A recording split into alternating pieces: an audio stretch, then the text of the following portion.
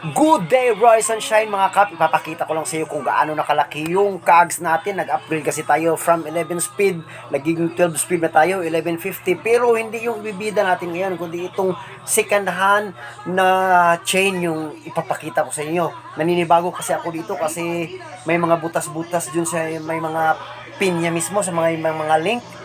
Ewan ko ba kung ano tawag dito, pero nagbabasa-basa ako dun sa may mga groups na may ganitong kadena. Ito pala tawag dito is Shimano na halupin na mga chain.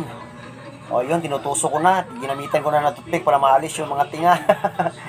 Pero ang advantage na dito, aside sa magaan siya, yung mga butas-butas na ganyan, yung mga halupin na ganyan, is nagsiserve daw yan ng cooling system sa kadena. Kaya panigurado, hahaba yung span ng mga kadena natin. Napaka-astig talaga nito. Magaan siya. Hatito na. Tapos ko nang linisan.